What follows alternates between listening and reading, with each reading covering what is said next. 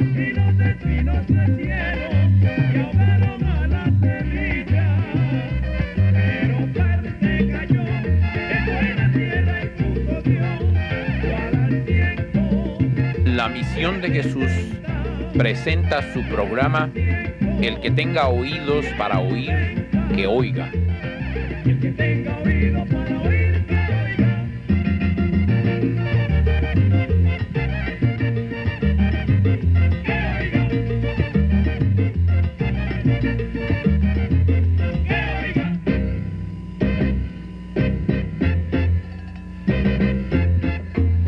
Y ahora con ustedes, el pastor Luis Bustillo.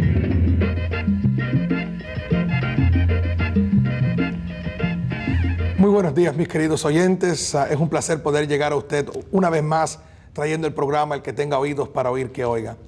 En esta mañana estaremos leyendo de Jueces, capítulo 11, comenzando con el versículo 30, y dice la palabra de Dios de tal manera: y Jefté, que fue uno de los jueces de Israel, hizo voto al Señor, diciendo: si entregares a los amonitas en mis manos, cualquiera que saliere de las puertas de mi casa a recibirme, cuando regrese victorioso de los amonitas, será del Señor y lo ofreceré en holocausto. Holocausto significa que lo iba a quemar, que lo iba a poner sobre una hoguera y ofrecérselo a Dios en fuego.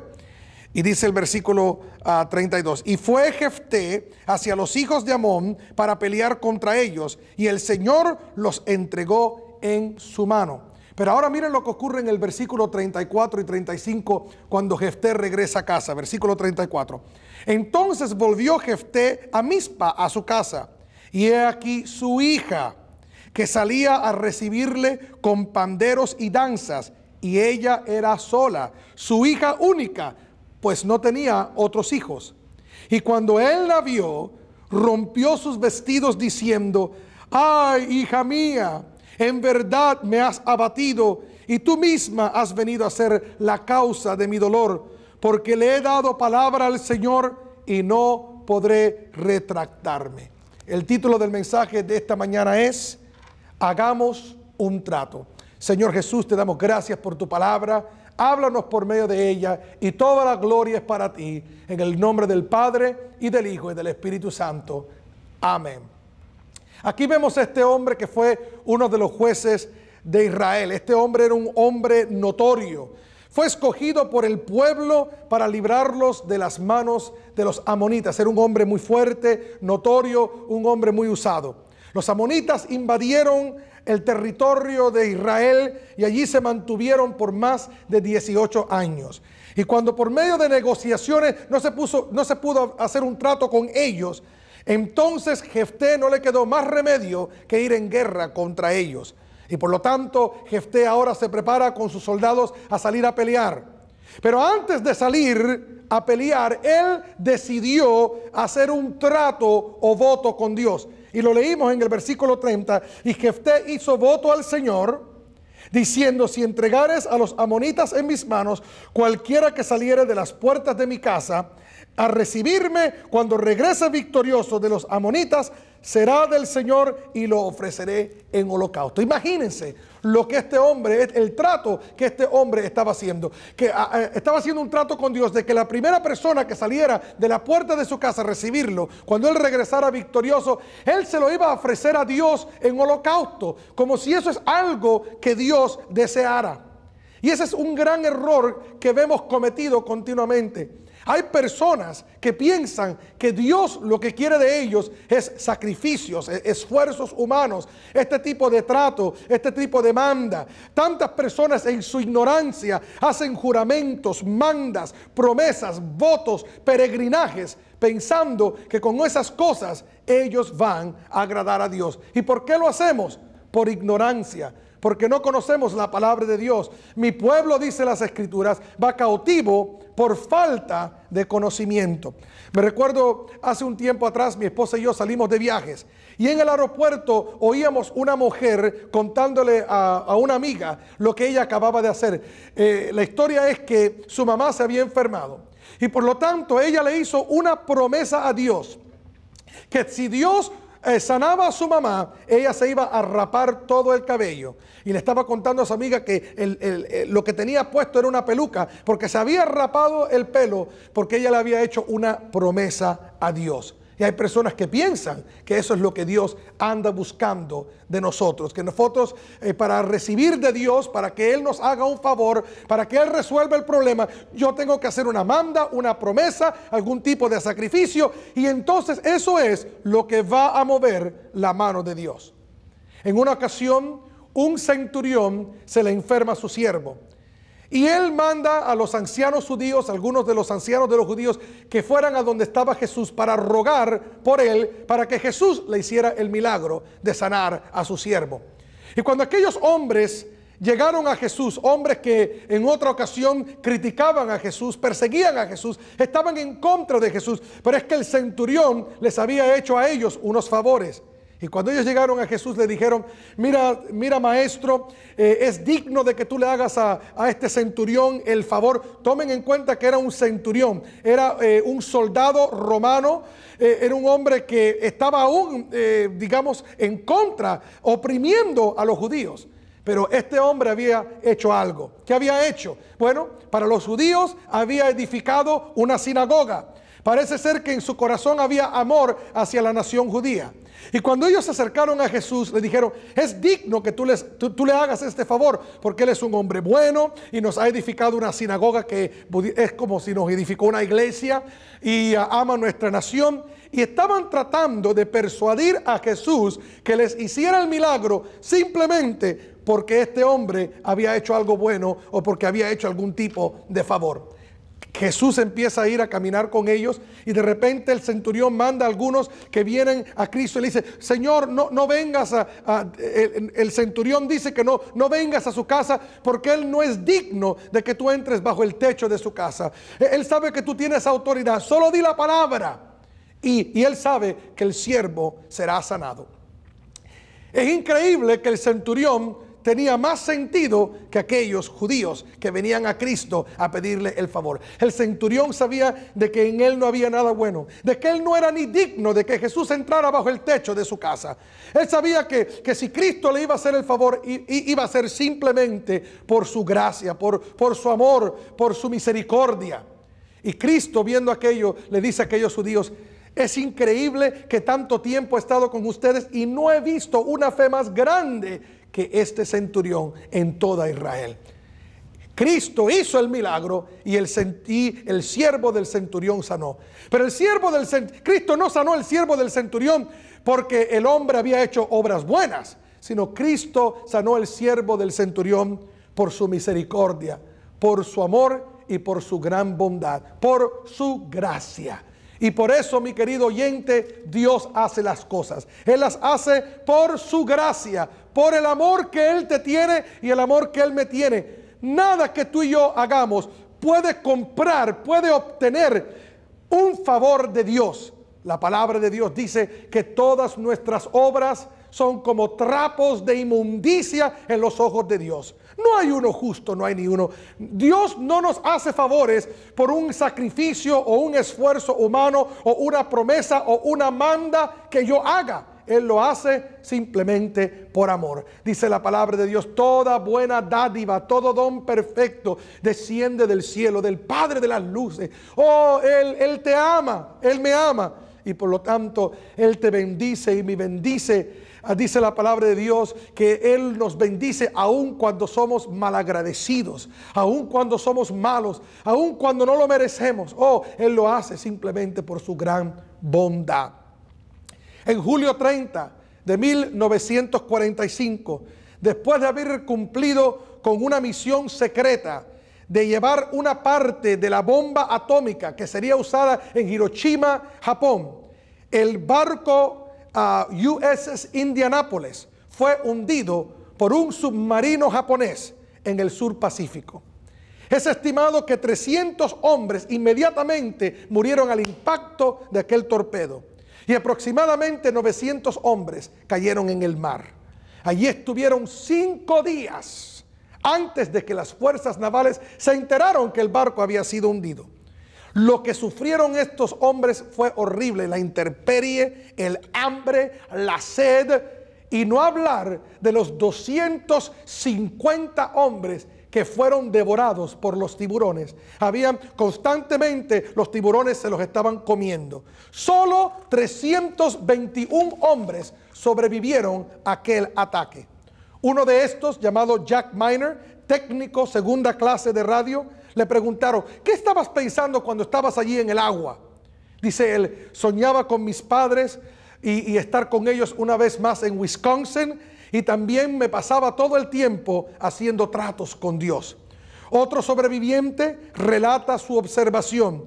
Entre los gritos de dolor y horror, los marineros hacían tratos con Dios, prometiéndole que si los libraría, leerían la Biblia, se portarían mejor, nunca mentirían o fornicaran, y iban a ir a la iglesia al salir de ese terrible problema y dilema en que se encontraban. Página 188 del libro In Harm's Way.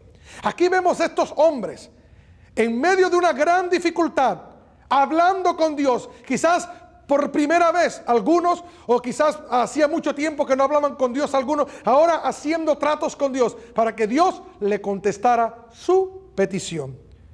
Muchos viven sus vidas como les da la gana, hacen lo que les da la gana y cuando quieren, y nada más que se recuerdan de Dios cuando tienen un problema.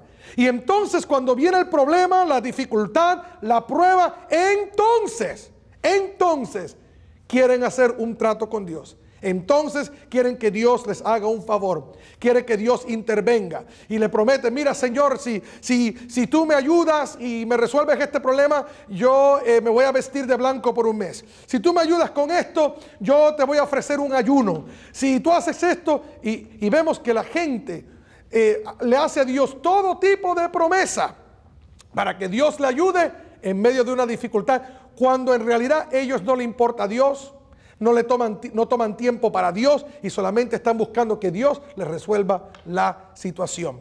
Ahora, hace como un mes atrás, creo que se va a cumplir un mes de lo que ocurrió en Nueva York, en las Twin Towers. Y a mí me sorprendió porque el domingo, después que hubo ese ataque de terrorismo en Nueva York, el domingo la iglesia estaba que había que poner sillas, no cabía la gente. Yo no sabía ni de dónde habían salido tanta gente. Gente que hacía tiempo que yo no veía en la iglesia, de repente se asomaron. Pero pasó el miedo, pasó la dificultad y de repente todo volvió a su normalidad. ¿Dónde están esa gente? ¿Para dónde se fueron? Así pasa. Porque en los momentos difíciles nos engañamos y queremos venir corriendo a Dios y hacerle alguna promesa. Mira, Señor, si tú ayer mismo hablaba con una mujer que está en el hospital, que está pasando por un embarazo muy difícil, y ella me contaba que ella le había hecho una promesa a Dios, que si Dios la ayudaba con su embarazo, ella le iba a servir como nunca le había servido. Creemos que con esas promesas Dios va a actuar y Dios se agrada. Yo tengo un amigo mío que me contaba que en una ocasión le hizo una promesa a Dios por unos problemas que estaba teniendo. Le hizo una promesa a Dios y le prometió que si Dios le contestaba su petición, él iba a ir de rodillas desde su casa hasta la basílica con un nopal al frente y con un nopal por atrás. Y efectivamente se arrodilló y empezó a caminar de rodillas con un nopal al frente y un nopal por atrás. Y uno lo veía y decía: qué sacrificio, wow, qué espiritualidad, qué sacrificio está haciendo este hombre. Lo que la gente no sabía, y él me lo confesó, es que cuando se puso los nopales contra la piel, la parte que estaba contra la piel le había quitado las espinas. En otras palabras, que parecía que tenía nopales contra su piel, pero le había quitado las espinas a los nopales que estaban contra su piel. Y pensamos que eso es lo que a Dios le va a agradar. Hay personas que, yo no sé si ustedes han visto personas que cargan con un santo en el cuello que se llama el Santo Malverde. Y dicen que es el santo de los narcotraficantes. Ahora, qué absurdo. Póngase a pensar, vamos a ser realísticos aquí. Qué absurdo Pensar de que por cargar con la imagen de un santo Malverde, Dios te va a ayudar a ti a cruzar la frontera con tantos kilos de cocaína o de marihuana o de tus drogas. Como que Dios va a estar de acuerdo a que tú destruyas la vida de gente inocente o de vidas por medio de vender drogas. Pero así piensa la gente. ¿Cuántas personas en un momento difícil van al santo? En mi país, uno de los santos más conocidos es el San Lázaro. Y ahí está el santo con sus muletas y los perros lambiéndole las heridas. Y ahí está la imagen del santo San Lázaro. Y le ponen, en mi país, le ponen ron, le ponen tabaco. Y vamos a ser honestos. ¿Ustedes creen que si de verdad el Lázaro fuera un santo así, ustedes creen que él se va a poner a fumar tabaco y a tomar ron? La mentalidad, la ignorancia hasta dónde nos lleva. La ignorancia hasta dónde nos lleva. Yo no me estoy burlando de nadie. Yo lo que estoy tratando de que nosotros entendamos lo que estamos haciendo. Hay personas que cuando tienen una petición a su santo favorito, si el santo no le contesta su petición, ¿qué hacen con el santo? Lo castigan y lo ponen boca abajo. Y se creen que así, entonces, castigando al santo, entonces ellos van a recibir la respuesta a su petición. En mi país, que es muy idólatra, en mi país, si por ejemplo una persona tiene un problema con una mano, con un brazo, con un pie, entonces hacen un pedazo de brazo de oro y se lo ofrecen a la imagen, pensando que así es que ellos van a recibir la respuesta a su petición. No se dan cuenta de que Dios, lo que Él te da y lo que nos da, nos los da por su amor, por su gracia, no por ningún sacrificio o trato o acuerdo que nosotros hacemos con Dios. Primera de Samuel, capítulo 15, versículo 22, dice la palabra de Dios de tal manera: se complace el Señor tanto en sacrificios como en que uno obedezca sus palabras. Ciertamente el obedecer es mejor que los sacrificios y el prestar atención que las muchas ofrendas. Oh, mi querido amigo, mi amiga, Dios no quiere tus sacrificios ni tus ofrendas. Lo que Dios quiere es que tú lo obedezcas. Lo que Dios quiere es que tú le seas fiel, que tú le ames, que tú le conozcas en espíritu y en verdad. ¿Y cuánta gente profesan conocer a Dios, pero por sus hechos lo niegan? ¿Cuánta gente solo se recuerdan de Dios cuando tienen una dificultad? Ahí tienen el santo pegado al frente del carro, lo tienen ahí pegado al frente del carro, o tienen a la Virgen de Guadalupe pintada en la troca, en la parte de atrás, y andan fornicando, y andan usando drogas, y andan manejando borrachos, y se creen que esa imagen pintada en el carro, ese santo pintado allí, o el crucifijo colgando del cuello, eso es lo que los va a salvar, eso es lo que los va a proteger, eso es lo que los va a ayudar allí en la cama, fornicando, adulterando, y con el crucifijo sobre la cama. Piensa que eso los va a proteger, o la cruz hecha de palma al frente de la casa, y viviendo en pecado, desobedeciendo a Dios, y pensamos en nuestra ignorancia, en nuestra falta de conocimiento de la palabra, que son esas cosas las que nos van a salvar y nos van a guardar. La Biblia dice que no hay, que en ningún otro hay salvación, porque no hay otro nombre dado a los hombres por el cual podemos ser salvos, que es Jesucristo. Hace poco hablaba con un joven que me decía: si me gano la lotería, entonces yo voy a ir a la iglesia. Tengo un tiquecito, si me gano la lotería, entonces yo voy a servir a Dios, entonces yo voy a ir a la iglesia. Un tiempo atrás se me llenaban los ojos de lágrimas ver a una mujer con sus dos hijas agarradas de las manos, de rodillas. Cuando estuve en México, visité la Basílica de Guadalupe, allí en la capital. Y se me rompía el corazón ver una mujer con sus dos niñas agarradas de la mano, las tres de rodillas, sangrando, dejando sangre por atrás, las tres de rodillas, yendo hacia la basílica. ¿Quién sabe qué promesa o qué manda había hecho esa mujer? Oh, como si Dios necesita nuestro sacrificio. Mi querido oyente, entonces, ¿por qué Cristo murió? Entonces, ¿por qué Cristo derramó su sangre en la cruz del Calvario?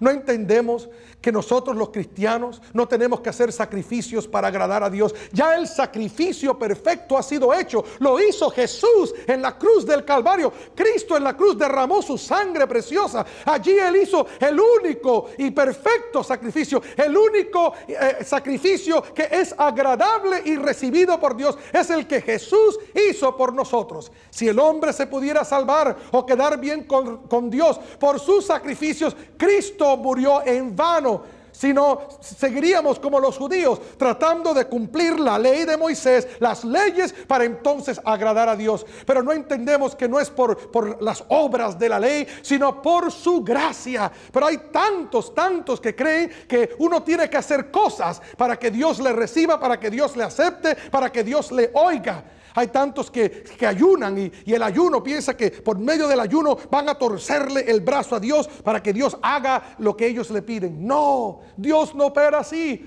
Hay personas que piensan que Dios los va a oír más si se ponen el velo. Si tienen el velo sobre su cabeza, Dios los va a oír más. Están más cerca de Dios porque tienen el velo en la cabeza.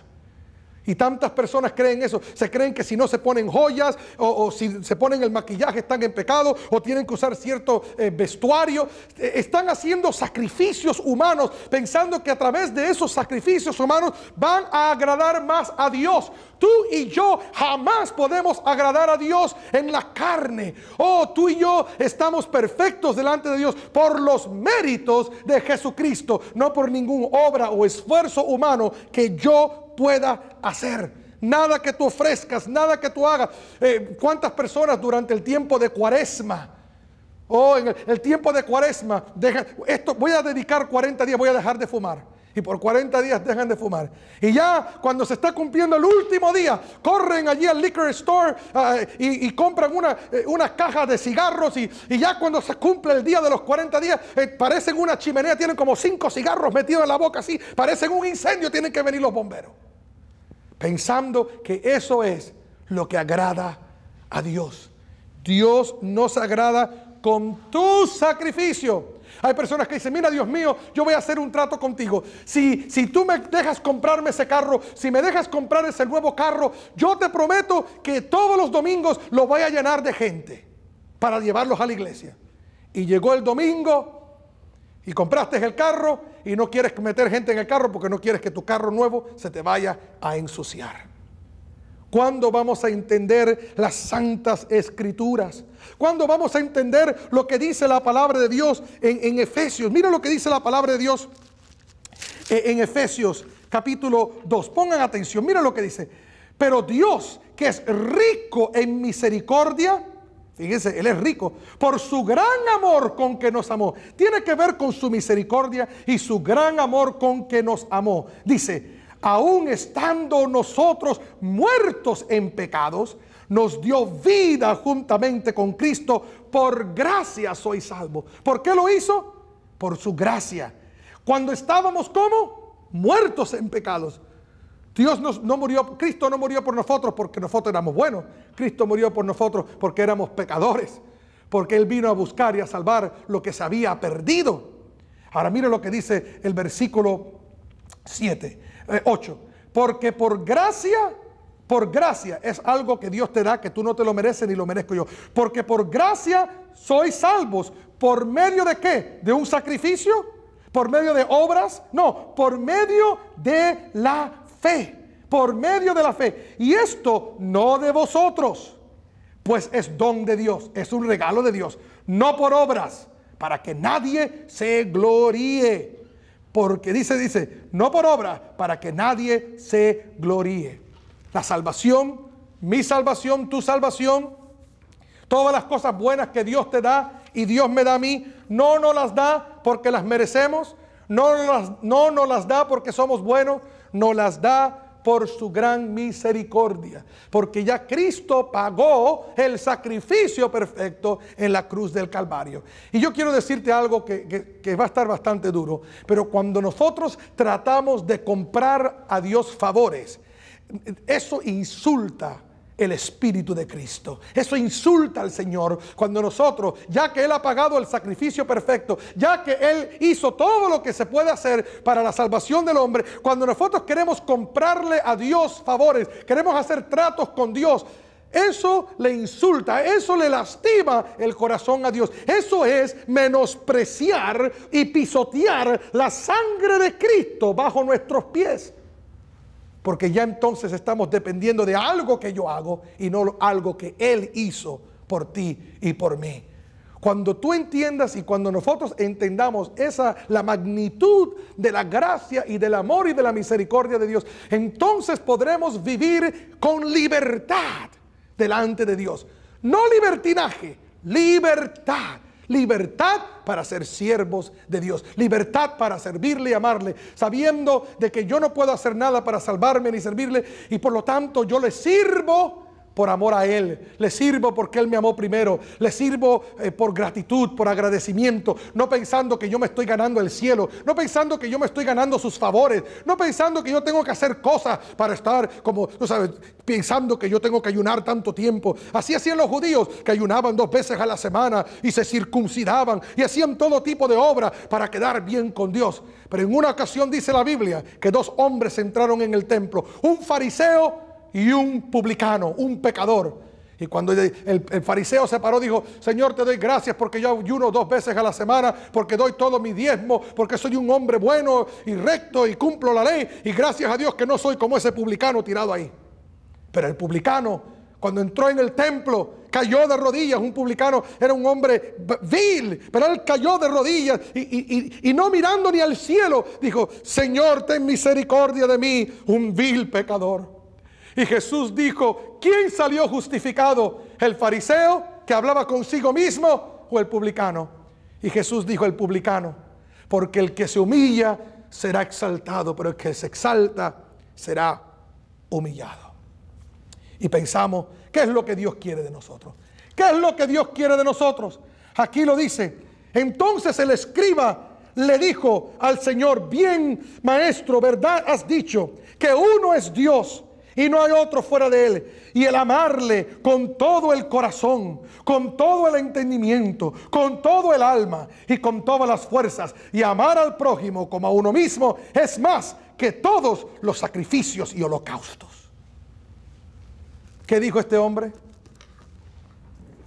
¿Qué es lo que Dios quiere de nosotros? Que lo amemos a Él sobre todas las cosas y nos amemos los unos a los otros. Eso es más que todo sacrificio y holocausto. Hay gente que hacen mandas y promesas y odian al vecino, odian a la familia, tienen todo tipo de pleito, están haciendo todo tipo de atrocidad, no aman al Señor, no buscan de Dios, no se acercan a Dios, nada más que mencionan a Dios y se acuerdan a Dios en los momentos difíciles. Y si buscan de Dios, es solamente para ver qué beneficio pueden sacarle al Señor, no porque de verdad lo aman.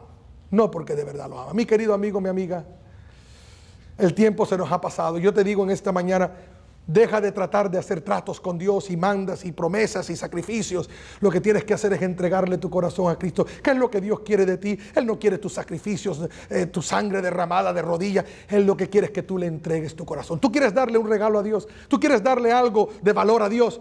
Dale tu corazón en esta mañana, entrégale tu vida y dile: Señor, te entrego mi vida, mi corazón, perdona mis pecados. Sé que solo por tu sacrificio soy agradable a Dios. En esta mañana te entrego mi vida, me rindo a ti, Señor. Toda mi vida es tuya y te voy a servir por amor y por agradecimiento, no por ninguna otra razón.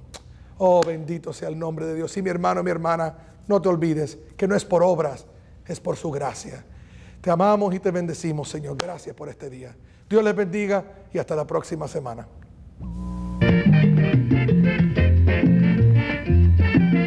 El sembrador salió a sembrar y mientras sembraba. Este ha sido su programa, El que tenga oídos para oír, que oiga, con el pastor Luis Bustillo. Si usted quisiera un video de este programa o tiene alguna necesidad de consejería u oración, llame al 792-3819 o escríbanos a la Misión de Jesús, P.O. Box 816, McFarland, California 93250. Con mucho amor le extendemos una invitación a visitarnos a la Misión de Jesús, ubicada en el 188 calle San Juan, en la ciudad de McFarland. Nuestros servicios son domingos a las 11 de la mañana y 6 de la tarde, y los jueves a las 7 de la noche. y sintonícenos la semana próxima a esta misma hora, cuando una vez más presentaremos el programa El que tenga oídos para oír, que oiga.